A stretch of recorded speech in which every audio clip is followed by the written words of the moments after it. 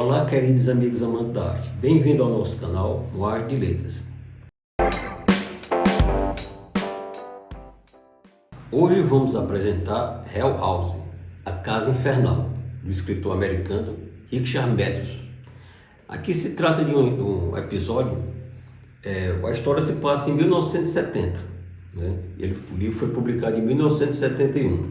Então tem um milionário, principalmente de mídia, né, de revistas. Ele já está bem doente, né? Está praticamente com o pé na cova, né? E ele quer saber se existe vida após essa vida material, né? Se existe vida após a morte. Então ele contrata um grupo de estudiosos, né? Quer dizer, entre eles tem o Dr. Lionel Barrett, que é o especialista em parapsicologia, o maior especialista dos Estados Unidos em parapsicologia. E vai a esposa dele de carona, porque o Edith Barrett, a esposa, era muito dependente do marido, e ela, onde ela ia atrás, né, ele já tinha muita experiência de investigação em casas mal assombradas, né? E ele contrata também o Benjamin Fitch, que chegou a ser o médium físico mais poderoso dos Estados Unidos na adolescência, mas que perdeu todo o poder, supostamente perdeu depois de um trauma, né? E contrata também a Florence Tanner. Essa Florence Tanner é uma médium mental, né? Então, enquanto o outro é físico, ela é mental. Que é uma ex-atriz de Hollywood que formou até uma espécie de uma religião, né? Ela tem igreja, ela tem... Mas o Lionel Fitch, o Barrett, ele não está nada satisfeito. Ele queria que fosse com a equipe dele, que ele sempre fazia.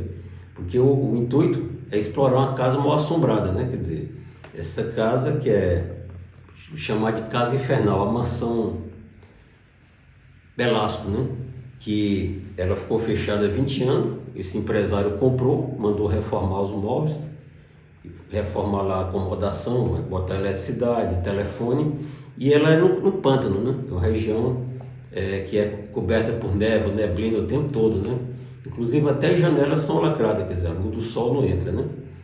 E a intenção dessas pessoas, quer dizer, desses três contratados, além do estudar o fenômeno que ocorre nessa casa, é pelo dinheiro, porque, digamos, se eles provarem que há ou não vida, não interessa se provar, contanto que traga provas concretas, né? Eles ganham $100 mil, né? Quer dizer, e eles têm só uma semana para fazer essa exploração, e se passa mais ou menos o episódio de 22 a 24 de dezembro, né? Quer dizer, o Natal. Então, essa casa é considerada o Everest das casas mal assombradas, porque lá já tinha ido outras excursões, né, exploratórias, com renomados físicos, com renomados médium, e sempre foi uma tragédia, né? Quer dizer, a primeira excursão, morreram todos, né? Quem não morreu ficou mutilado, ficou, digamos, com doença mental, houve suicídio, morte lá dentro mesmo. E posteriormente a segunda excursão, que esse Benjamin Fitch foi um sobrevivente, mas ele entrou em coma e a partir dali ele não manifestou mais seus dons mediúnicos, né? Então ele foi um sobrevivente. Então todos os outros morreram. Morreu no acidente dentro da casa, né? Ou cometeu suicídio ou ficou em estado de loucura permanente, né? Então essa casa tem um casal que serve a comida para eles, mas não querem ficar dentro da casa, né? Quer dizer, eles moram num vilarejozinho ali próximo. Então aí começa a exploração. Lionel Barrett, ele usa muito essa atriz, né, que é a Florence Tanner, essa ex-atriz, para fazer sessões mediúnicas, né? Quer dizer, o poder dela de ver espírito é só mental, ela não materializa, né? Quer dizer, a diferença é essa. Então ela conversa com entidades mortas, né? Como se fosse assim uma ponte entre a vida e a morte. E nessas sessões mediúnicas, aparelhos registrando a fala dela, né? As alterações sonoras, gravadores, o batimento cardíaco, também a pulsação, a pressão arterial.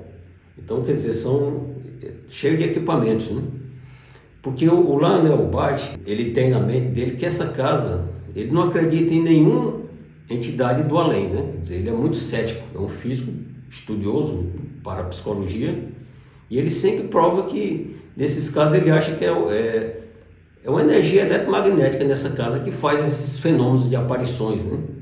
Quer dizer, e ele acha que o ser humano, por exemplo, ele acha que o Benjamin Fitch, nessa época que ele era muito poderoso, ele tinha na época 15 anos, nessa última excursão ele tem 45, é um cara amargurado, frustrado, e não mostra mais nenhum dom.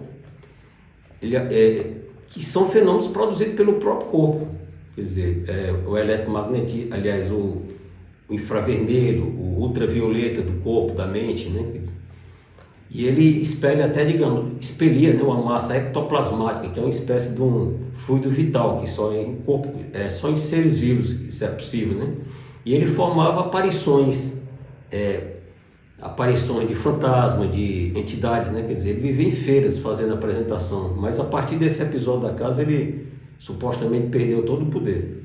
Então é como se fosse um embate entre a ciência, porque a Florestana ela acredita piamente em fantasma, em espírito, e o embate entre a credibilidade e a ciência, né? Porque o Barrett ele acha que é tudo fenômenos eletromagnéticos da casa, né? Quer dizer, como fossem resíduos que ficaram ali ao longo do tempo, das pessoas que morreram, né?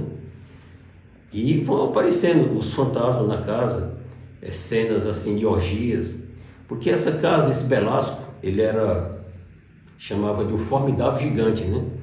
Ele foi um cara que, a mãe dele era uma atriz e ele é um filho bastardo. O pai dele era um empresário muito rico, fabricante de armas, né?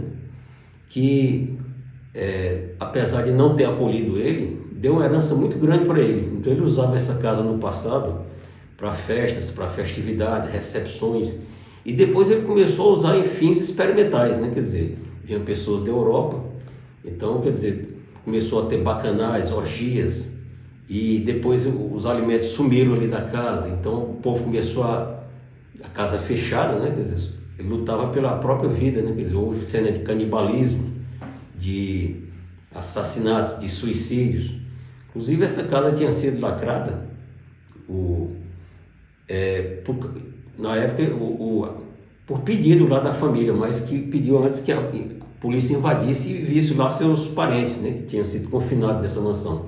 Encontraram 27 defuntos e nada do Emeric Belasco. O corpo dele, nunca ninguém soube o que foi que houve. Ele era uma pessoa muito enigmática e sumiu, né?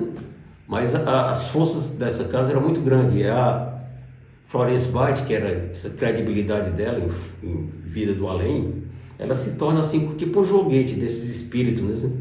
Inclusive ela tem até uma cena de estupro por um fantasma, né? Quer dizer, a própria Edith Bite, que o Lionel Bite, ele sofreu paralisia infantil na infância, então ele é deficiente de uma perna e sexualmente ele praticamente quase não funciona, né?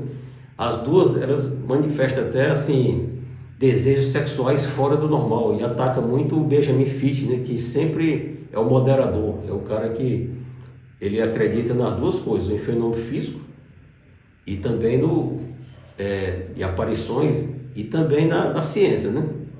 Bom, e aí começa a suceder as tragédias, móveis voando, peças voando da casa, aparições, fantasmas, sons, portas batendo, tudo aquilo de casa mal assombrada, né?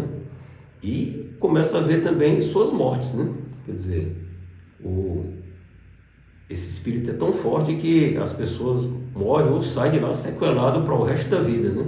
O bom desse livro, quer dizer, há um embate no final, há uma luta, né? Quer dizer, mentalmente desse Benjamin Fitch, porque na verdade ele não perdeu nenhuma habilidade dele, mas ele queria voltar nessa casa, né? Aí passou a vida fingindo que tinha perdido toda a habilidade, porque ele queria descobrir por que o fenômeno, o que foi que aconteceu que ele ficou o único sobrevivente. Então ele achava que a força dele talvez fosse maior do que dessas entidades dessa casa, né? Então, Casa Mal Assombrada é muito comum esse tipo de livro, né? Quer dizer, são livros bem interessantes. Esse eu já tinha apresentado, Assombração na Casa da Colina, de Shirley Jack. Esse aqui não é tão violento não, né? Esse aqui é bem explícito, né? Esse livro foi publicado Hell House em 1971 e virou adaptação cinematográfica por uma produção inglesa em 1973, que é A Casa da Noite Eterna, né? Uma adaptação bem fidedigna ao livro, claro, porque o roteirista aqui foi o próprio Richard Matheson, né, que é um dos roteiristas de mais sucesso assim, de filmes de terror, de ficção científica e escritor também. Então temos vários livros aqui, temos de Casa Mal Assombrada, né? Esse aqui é Elementares, que é famoso também, Elementais, né? Do Cliff Barker, né? Desfiladeiro da Morte, que esse aqui é um dos principais escritores de terror da atualidade. Tem aqui a outra volta do parafuso, né? De Henry James, que já apresentamos, né? Temos aqui o Morro dos Ventos Uivantes, que um dia eu pretendo apresentar, de Emílio Brontë. Temos aqui o Iluminado, de Stephen King, né? Quer dizer, essas casas são tão poderosas que elas tornam assim, os hóspedes como se fossem joguetes dela, né? E os joguetes de jogos cruéis, né? Desde já agradeço a visualização do nosso vídeo, deixe o like, faça sua inscrição e vamos compartilhar muitas ideias interessantes em nossa jornada.